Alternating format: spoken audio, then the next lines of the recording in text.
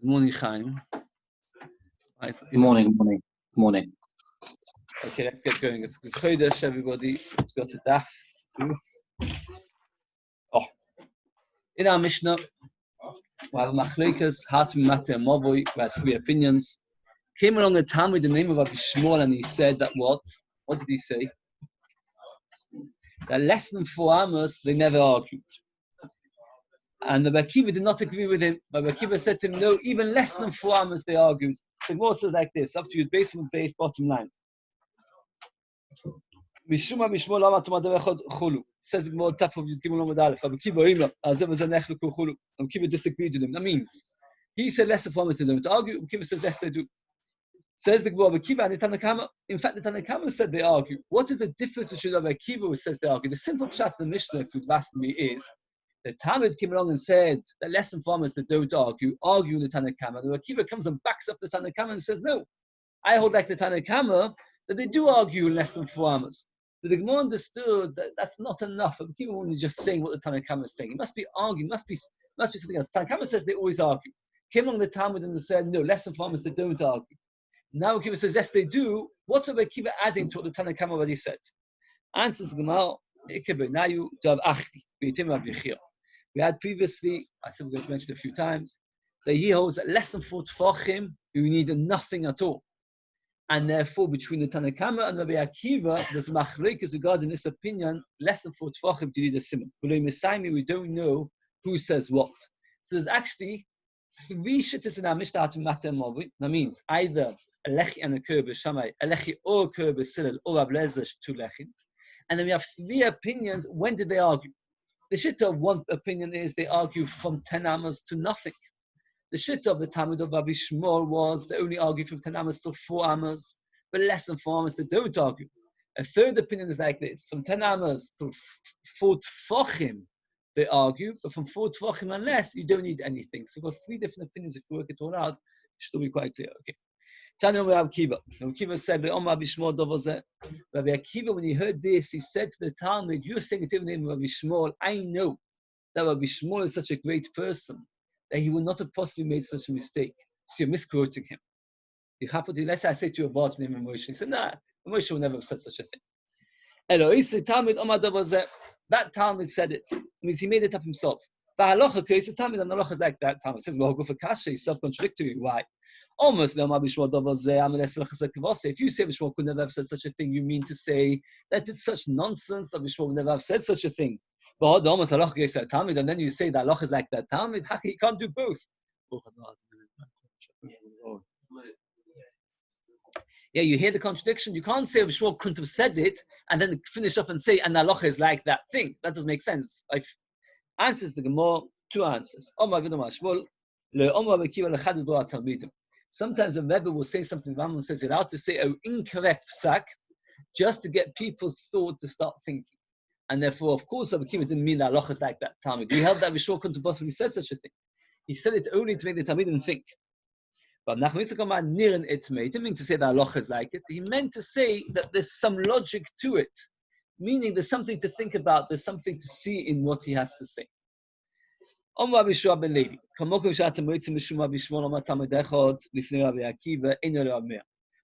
have the expression that a Talmud spoke to Rabbi Akiva and he said something over in the name of Rabbi Shmuel, who is that Talmud? It's Rameh.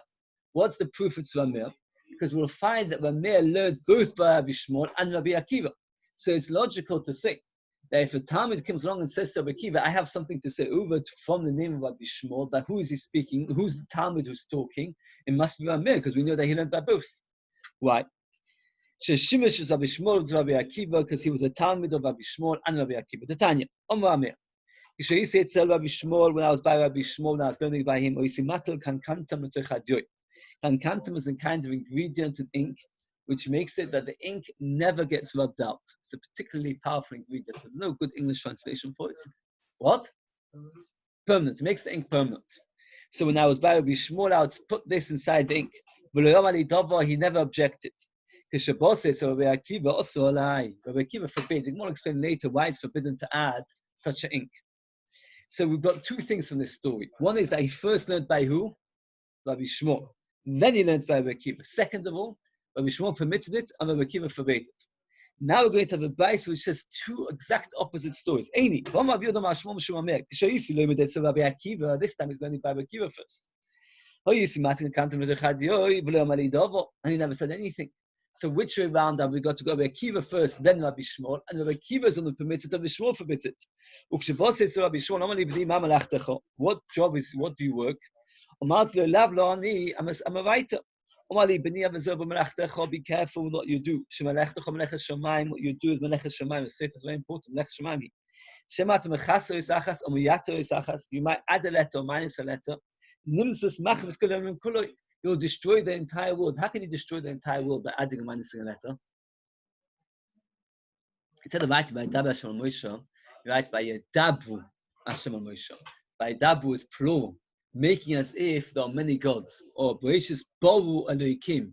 In the beginning, many gods created. Boru. By adding instead of Boru one vav, you make it plural. And people will then come to the conclusion, Chas v'sholem, that there's more than one God. How can you minus a letter and destroy the world? Hashem Elokeichem emes. Misad Aleph, Hashem Elokeichem meis. Hashem, your God, is dead. Chas v'sholem. So therefore, very good, the Gemara is going to come to it. Very good. So he said to him, adding a letter, very good, the Gemara says, adding a letter, minusing a letter could destroy the whole world. So that's what Bishmol said to Amir. So what do Amir reply to him? I've got a particular ingredient, we can't count them shmosh, and the Torah says, by the Soita that we want to check to see if she was mezana, we rub out the letter, the words, into water. So you see that you need to be able to rub out. So how can you write Kankantam inside the Sefer Torah? You can never be rubbed out. Now the Gemara is bothered. What was the conversation? He started off by saying to be very careful, don't add a letter. Careful. Wrong. And then he says, how can you use ink? No. You can't correct it. That means like this. You have to be careful don't use an ink which is permanent. That's what he was saying to him. The Gemara explains the whole shaka v'tai. What also it's a bit difficult. The Gemara bothered is like this. He said to be careful, don't add a letter or minus a letter. And he says, I use this ingredient in the ink. How does that come into the equation? What did he say? What did he reply? Not only do I make sure not to add a minus a letter to Bokiani, because I'm very careful, I'm an expert, even if a fly would come, that's what you mentioned, Salah. You write the dalet. A fly lands on the edge of the dalet, the back of the dalet, and it rubs away that ink. What is Hashem Lekinu Hashem? Acher, reish. The dalet umochik de mashvulei reish. Can you imagine? So that's a terrible tragedy. Hashem Lekinu Hashem Acher is a different God. So make sure that the ink never gets rubbed out. So for not only I make sure not to add a minus a letter, I make sure the ink doesn't get rubbed out. But the problem is that in the two vices contradicted two things. Who did he learn by first? And second of all, who permitted it or forbade it? Kasha shimush shimush. Who did he learn by? Kasha also. Shimush shimush do kasha. Because can we do Rabbi Akiva? First, he went to learn by Rabbi Akiva. He couldn't understand what Rabbi Akiva was saying because Rabbi Akiva was so deep. So then he gave it up. Also, can we do Rabbi Shmuel? He learned more. But also, can we do Rabbi Akiva? Went back to Rabbi Akiva. And then he understood what Rabbi Akiva was saying. And also kasha. Kasha did this a kasha. So the Maisa, we've got a Stira who forbade it, who permitted it. But regarding the Shimush, it's not Shver. The Rishonim all explained that in those days they would have, the Tanakh, I'm going to have it more, when they would say something, they would explain the logic behind it. And there was two stages in learning Torah. One is to know the halachas, and one is to understand the reasoning behind it.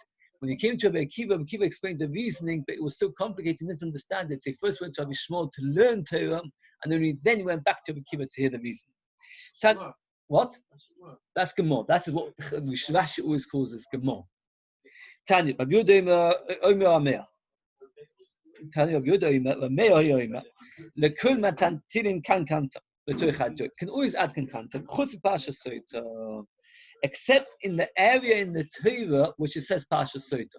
That means the whole Torah you can write with kankantam. But the psukim which is in Pasha Soita, in the middle of Nosoi, there you have to miss out kankantam because it has to be rubbed out. Rabbi Akiva Mishmoy Chutz Pasha Soita Shemikdosh. Only. when you do the... Oh, that's what he says. That's what Rabbi Yaakov says. I'm not going to say your opinion. Rabbi Yaakov says that what? Only the pasuk, which is written by the Kohanim in the Beis Hamikdash specifically for a Sota, then you have to miss out the kankantim because you need to rub it out. But in the Sefer Torah, you can use kankantim. The question is, if let's say you've got a Sota and you don't have the ability to sit down and write out the psukim, can you take a Sefer Torah and rub out using the part of the Sefer Torah which has those psukim and use that? If you hold that you can, so then you can't use kankantim, because kankantim will make sure you'll never be able to rub it out. If you hold that you can't use the Sefer Torah, you have to write out it again, so then you might as well use kankantim in the Torah, and just when you write out again, don't use kankantim, because then you're not going to use the Torah ever. It says, well, the argument whether you're allowed to use a Sefer Torah for the purpose of a Sota to rub it out is the same machlokes as another machlokes tanoim. The Tanya there, for example, you have one woman as a Sota, and then you decide not to use it, for example, shet mitzvah guilt, and therefore you don't use it. Can you now use it for the next Sota? You're allowed to use it from one woman to the next, and that is go machlokes. One Madonna says you're not allowed to. And the next one says so the machlokes, if you're allowed to use a Sefer Torah, is the same machlokes if you're allowed to use one Megillah for one woman to another Megillah. Now the Gemara says that comparison is incorrect, and one can argue both way around. That means one can argue that even if by Sefer Torah it's mutter, here everybody agrees it's asa, and you can argue that by Sefer Torah it is asa, everybody agrees here it's mutter. It's to explain that the machlokes whether you're allowed to use a Sefer Torah is the same machlokes as whether you're allowed to use another woman's Megillah has no comparison whatsoever. Why? So also like this. You can't compare. When you wrote it for the sake of rocha, and now you change your mind not to use it for roleah, you can't do that because you specifically made it for one woman. Maybe even if you hold it's forbidden from one woman to the next, but a Sefer Torah it's okay because a Sefer Torah was not written for any woman. A Sefer Torah is written stam for everyone. So therefore you're allowed to choose if one day you need to use it, then you'd be allowed to. When it was written for one woman, the intention was to be used as a parchment for a Sota. You never wrote it as a Sefer Torah. But by Sefer Torah, which you wrote it to learn Torah from, maybe you can't. That means it could very well be that from one woman to the next, it's okay. Because in the end of the day, you wrote it for the purpose of being rubbed out. But a Sefer Torah, which was written to be learned from, you can't. Or it could be the other way around. It could very well be that from one woman to the next is forbidden, but by Sefer Torah it's permitted. Why by Sefer Torah is permitted? Because at least it was written for anybody, it wasn't written for a specific person. So the Ma'aseh Gemara says we have two completely different arguments. Argument number one, can you use a Sefer Torah to rub it out and use it for a Sota? That's one machlokes. And a completely separate machlokes is, can you use it from one woman to the next one? And we have a halacha by gittin, you have to write it specific woman. One of the big difficulties with it is not to sit and when gittin. Unfortunately, what happens is they sit there, what happens is, the biggest job is that you can't start writing the get until everything's set up. And writing, what? That's to dry off the ends in order to make sure that the signature doesn't get thing. But the actual writing of the get does not begin. You can't write a get and say to myself, well, I know there's going to be 20 divorces in Manchester, so let me write 20 gittin. What? Can't be a template. Can't be a template. Why? Because the Torah says, v'chosav loch, write it for her. Now the Torah says, v'osa loch, you should do it for her. So the Gemara's question is over here, how can you say that you're allowed to use one woman's Sota's parchment for the legs? The Torah says the Gemara. Person decided to divorce his wife, top of your Gimel on base. But Nimlach changed his mind. And once in Ben he finds another friend of fellow living in the same town, because you also write the name of the place. So you have to write. Imagine you meet somebody and say, oh, I changed my mind, but perhaps you want to use this, I'll get my money back for this sofa. Possibly Garish, but you're not allowed to. Why? Because of law. So also over here by Sota. What? Says the Gemara, you have to write it for her. It doesn't say you should write it for her. You should do it for her. What's the doing is the rubbing out. So that indeed, once you rubbed it out for rocha, you can't rub it out for leil. But once it's written, you can write a template. So if a person knows there's going to be lots of sotas, what you could do is write loads of templates, machlokes. We had a machlokes where you allowed it from A to use it for B. But according to the mandama that you are allowed to, You can't ask a kasha from Gittin, because by Gittin says, V'chosavlo, write it for her. And here, when you're writing it for A, you can't write it for B. Here it says, V'osalo, do it for. What you do for A, you can't do it for writing. The writing can be done for any God to need. Another word goes nice, like, Hashem will create the world new. There's nobody like Kamir. If they might look well, so why don't we always pass like Kamir? We often don't pass like Kamir. They couldn't understand him, he was so clever. He could say the incorrect halacha and prove that he was right. So because he could say an incorrect halacha and prove that he was right, and nobody could disagree with him, we can't always pass like him, because we couldn't understand his logic. Therefore we had to use other principles. We couldn't rely just on his words, because he was so brilliant, he could say something which was incorrect and prove to be correct. So therefore, because of that, we couldn't just rely on him. His name was not Rameh, but Rameh.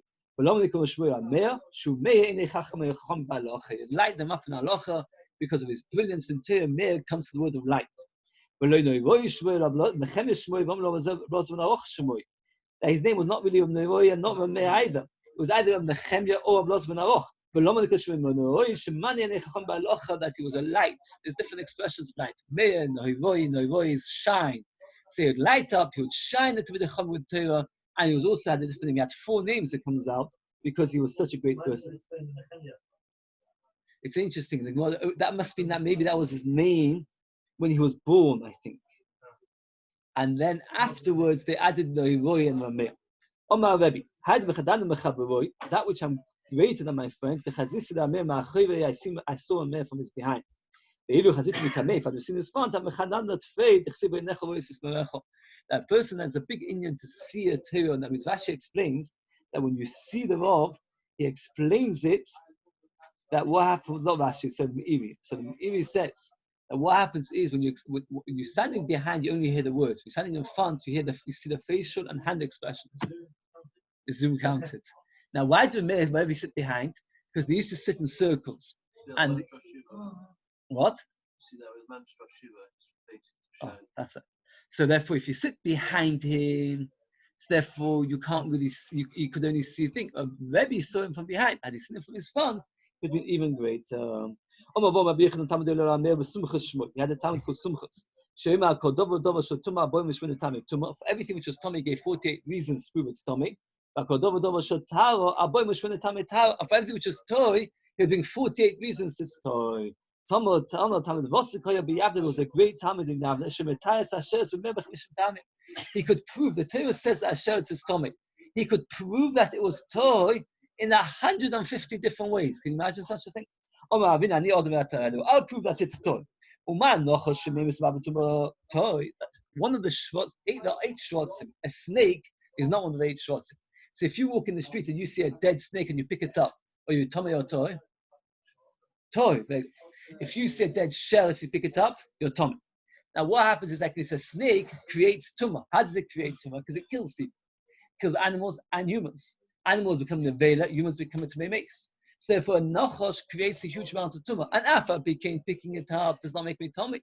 A shell that does not create tumor, like a tortoise, for example, it doesn't create tumor because it doesn't kill people. So kavachomed, if I pick it up, I should become tummy. Says the Gemara, Uma nachash shememis, it kills. Uma betumah. Toy shells shein memis Uma betumah. It doesn't create tumor. Lo kol shekain is not kavachomed that it should not be tummy. So I've been approved against the Torah, so to speak. So the snake doesn't create tumor. A snake is just like a thorn. A thorn, you will never say a thorn is tummy. Oh, it kills people. Doesn't matter, because at the end of the day, it's only an act. It's not creating tumor. It's just that by cutting yourself on a thorn, a person Hashem could die. But that the snake is not actually creating tumor. It's just a stumbling block. It's just a technicality that it actually causes death. For 3 years they argued. They said Allah is like this, Allah is like this. Also basketball, everything's the words of Hashem.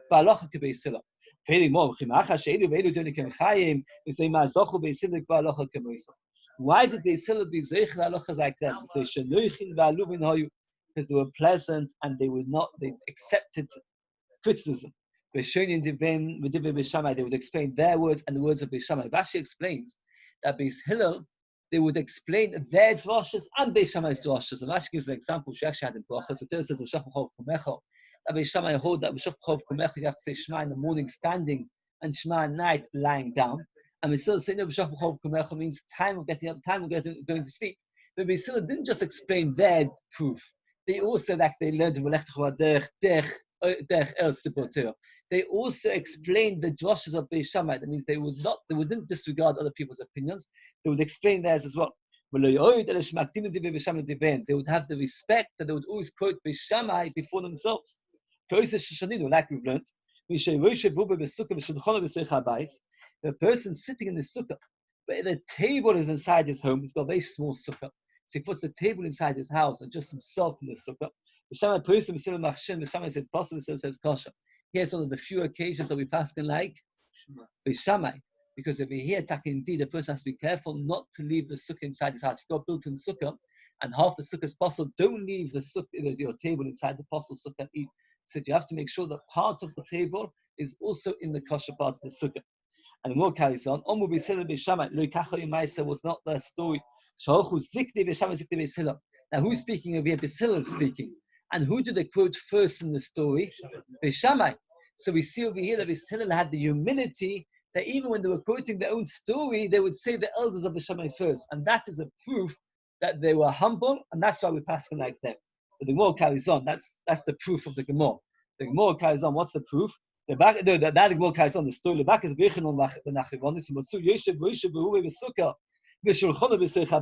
so they said it's a proof that it's okay because that's what he did. You've never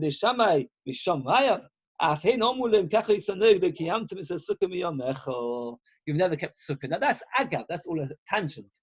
It's true that that's important halacha when you're not kind of sukkah. But the Gemara's main reason why we mention this whole story is to see that Beis Hillel put Beis Shammai before themselves. To teach you, anybody who humbles himself, Hashem makes him up. A person chases after covered, a person who pushes and forces to get success, eventually will not have success. Somebody who yields and he sees now is not the right time, now it's not for me. Eventually will have success. It means a person shouldn't force an issue. A person has to realize if Hashem wants him to have it, he'll have it. If he does not, Hashem doesn't want him to have it, he will not have it. Forcing the issue is never a healthy thing. For 2.5 years they argued. Better person never to be created. Because unfortunately, so many people do Aveos, they end up most again. Better to be created. They decided it's better not to be created. Searches actions, and some say myself. He should feel his actions. He says to Shimon, he was got big avichus about this, and he says that this is you cannot imagine the words of Shimon about this Gemara. That this is the Ikka Yesod of Gans Yiddishkeit. That person should search his actions and feel his actions. So what's the difference? Yefashvish is to search between good and bad. And sometimes you have to search. Is this action good? This action bad. Yemashmish is to feel the action. Sometimes you have an action which is good, but you have to decide is there good quality or not a good quality. So it's like sometimes you feel a fabric and you feel it. You know it's a fabric. You have to feel it. Is there good quality fabric or not? So the Beis Hillel said it's not enough to search through the actions. You have to test. And he brings Rashi, he's looking Rashi says, the person got mitzvah, says so much, he talks about all this in great depth. That when the person has opportunity to do a mitzvah, the person has opportunity to give tzedakah, to go to shul, and he says himself, if I don't, if I get there a bit later, I'll earn a bit more money. So he has to think to himself, is it worth it? You have to balance the cheshbonos. A person knows he can look at something which he shouldn't. So he'll get a certain pleasure from looking at it. So he has to think to himself, think about the profit you gain, the momentary pleasure, against the long-term punishment, or the instant gratification, the long-term gratification. And that is, he says, the yesod of everything. Okay, we did a bit faster, Tak. It's easy more. It is easy more. Yes. Yeah, not much of Eiruvin, that's what Rashi said. I just daven now on Shabbos, we managed to get to the bottom of Yudalit on its base, because Yudalit is a hard daf, and we've only got 45 minutes. Shabbos. That's a good idea. We're really stuck to say no question. Yes, it's quite good. It's 6 o'clock. 6:45 is when the Shabbos. on Shabbos. 6 o'clock. Good Shabbos. Good Shabbos. Good Chodesh. Good Chodesh.